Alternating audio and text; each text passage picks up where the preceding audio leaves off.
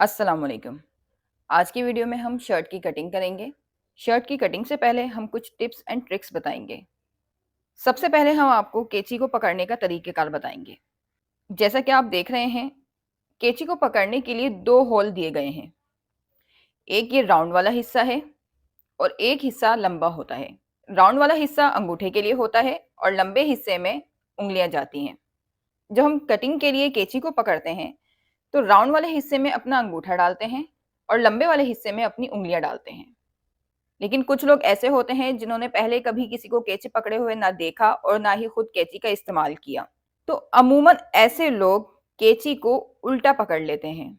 कैंची को उल्टा पकड़ने से मुराद जो गोल वाला हिस्सा है जिसमें अंगूठा आता है उसमें अपनी उंगलियां डालते हैं और जो लंबा वाला हिस्सा है जिसमें उंगलियां आती हैं उसमें अपना अंगूठा डाल लेते हैं। इस तरह से जब वो कैंची पकड़ते हैं तो कटिंग करते वक्त कैंची उल्टी हो जाती है। आप देख रहे हैं, जो कैंची का गोल वाला हिस्सा है इस तरफ से कैंची गोल है और जो लंबा वाला हिस्सा है यहां से कैंची सीधी है। तो जब हम सीधी कैंची पकड़ते हैं तो गोल वाला हिस्सा ऊपर आता है और सीधा वाला हिस्सा नीचे चला जाता है। और जब हम कैंची उल्टी पकड़ते हैं तो गोल वाला हिस्सा नीचे चला जाता है और सीधा वाला हिस्सा ऊपर की तरफ आ जाता है। ये बिल्कुल गलत तरीका है। कैंची में हमेशा गोल वाले हिस्से में अंगूठा आएगा और लंबे वाले हिस्से में उंगलियां आएंगी। ये कैंची इस्तेमाल करने का सही तरीका है। अब हम चौक का इस्तेमाल सीखेंगे।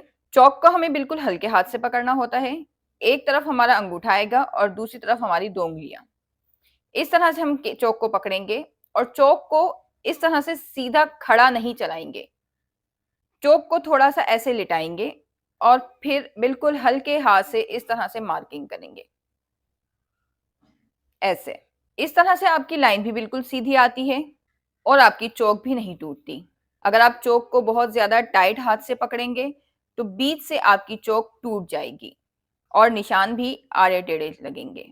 इसलिए हमेशा चौक को ऐसे सेंटर से पकड़ना है, बिल्कुल हल्के हाथ से, और थोड़ा सा लिटाकर फिर आपको निशानात लगाने हैं। यह है चौक इस्तेमाल करने का सही तरीका। अब हम चलते हैं अपनी कटिंग की तरफ। कटिंग करने से पहले आपको एक बात का ध्यान रखना है कि आपका कपड़ा श्रिंक लाजमी किया हुआ हो।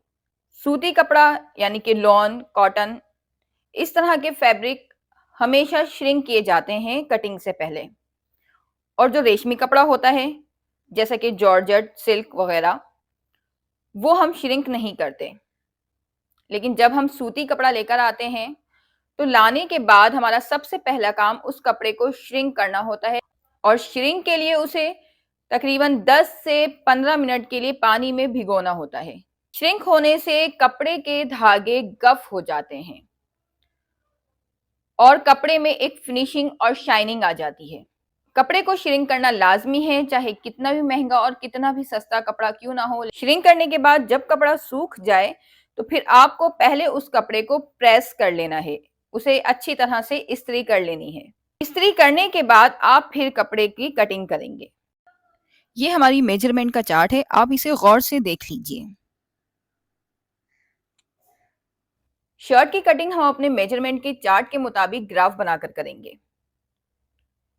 मेजरमेंट का चार्ट और ग्राफ बनाने का तरीका हमने अपनी पिछली वीडियो में आपको सिखाया था, जिसका लिंक डिस्क्रिप्शन बॉक्स में मौजूद है। जैसा कि आप चार्ट में देख रहे हैं कि सबसे पहले लंबाई है। जिस सीरीज से चार्ट में नाम लिखे गए हैं उसी सीरीज से मेजरमेंट लेते जाएंगे। सबसे पहले हम लंबाई और चौड़ाई के कपड़े में से पीसेस निकाल लेंगे। ये हमने प्रिंटेड शर्ट ली है।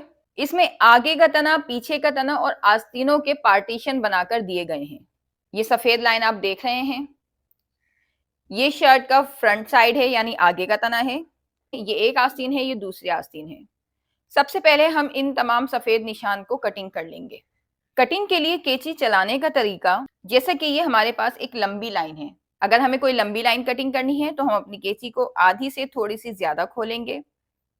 और अगर हमें कहीं ऐसा काम करना है जो छोटी कटिंग है तो फिर हम आधी से आधी कैंची खोलते हैं, यानी कैंची का मुंह आधी से भी आधा खुला हुआ हो।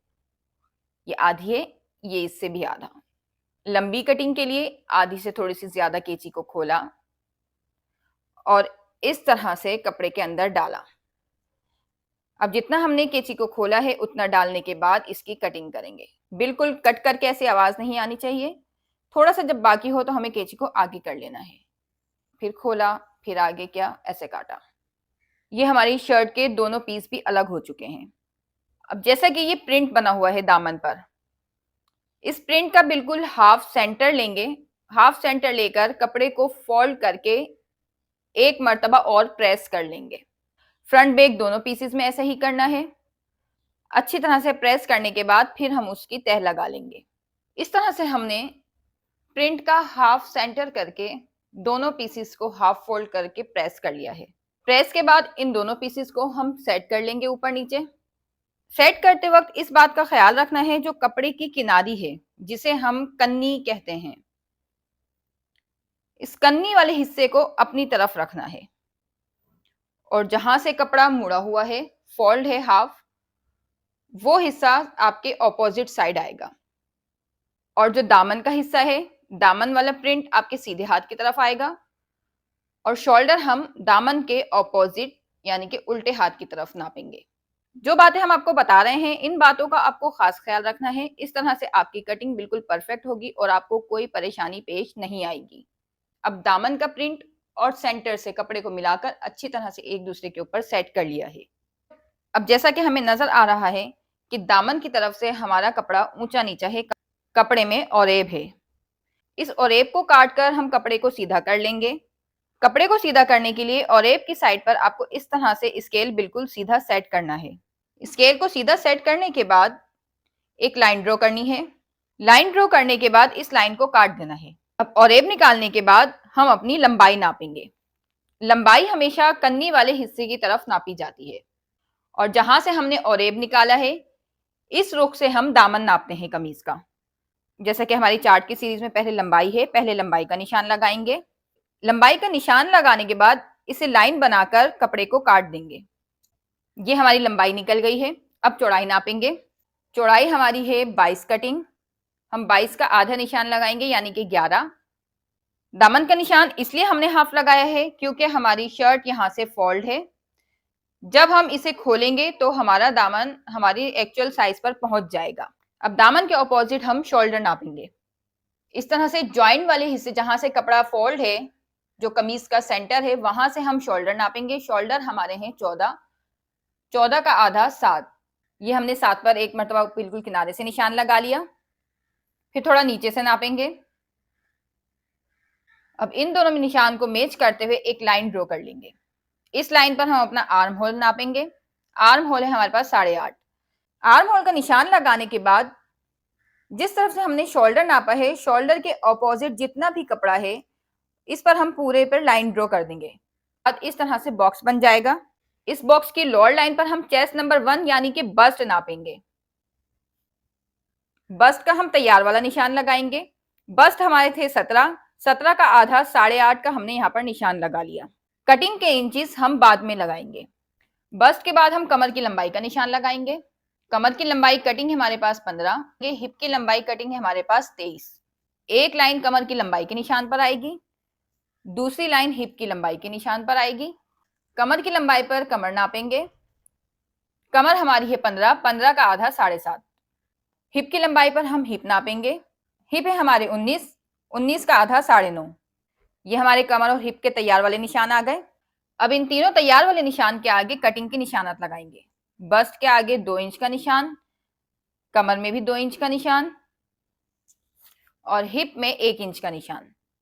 इन तीनों निशानों को मिला लेंगे।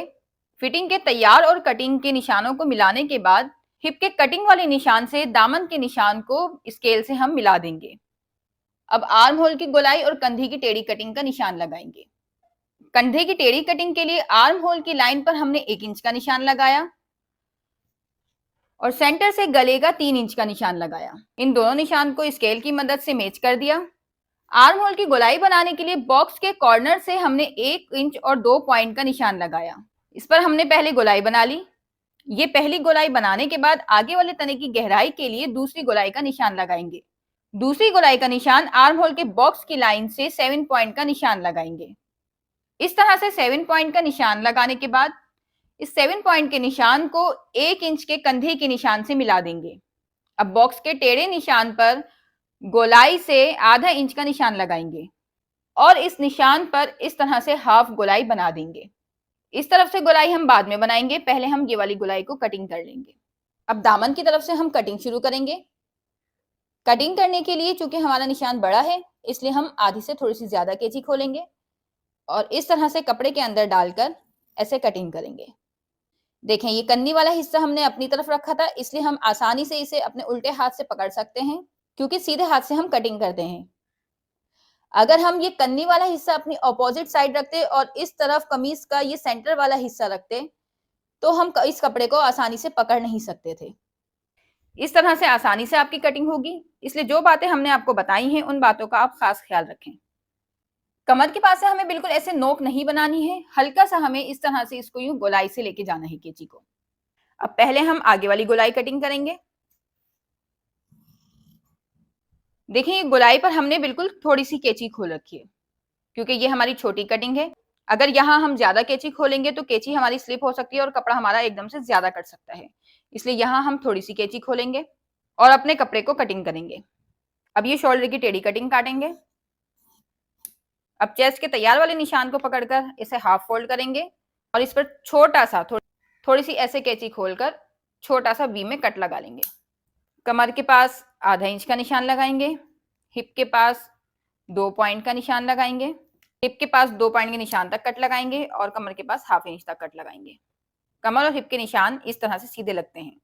अब तैयार वाला आर्म होल नापने के लिए शोल्डर की तरफ से आधा इंच का सिलाई का निशान लगाएंगे। आधा इंच का सिलाई का निशान लगाने के बाद इंची टेप को इस निशान पर रखकर बिल्कुल सीधा कर लेंगे। अब जिस तरह से हमने पहले आपको आर्म होल नापना बताया था कि चेस्ट के पास से हमने कपड़ा पकड़कर इंची टेप के पास बिल्कुल सीधा लाना है। आर्म होल हमारा है 8, ये देखें बिल्कुल 8 आ रहा है। अब हम चेस्ट नंबर 2 नापेंगे। चेस्ट नंबर 1 की लाइन से 2.5 इंच का लंबाई में निशान लगाएंगे ऊपर की जानिब। 2.5 इंच के निशान पर चेस्ट नंबर 2 नापेंगे, सेंटर से गहराई तक। बिल्कुल लाइन हमारी 6.5 पर ही आ रही है।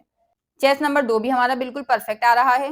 कट की आगे वाली जो ऊपर वाली नोक है, इससे हम इस गोलाई वाले निशान को मिला देंगे इस तरह से।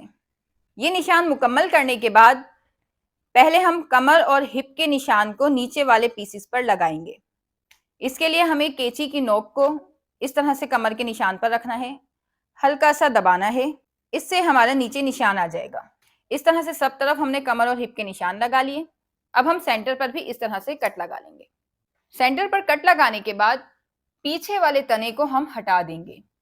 एक पीस हटाने के बाद एक पीस की ये गहराई कटिंग कर लेंगे, क्योंकि ये गहराई आगे के तने की होती है सिर्फ। अगर किसी कमीज में गला छपा हुआ हो तो आगे वाली गोलाई का निशान हम जिस पर गला छपा हुआ होगा इस पीस पर लगाएंगे।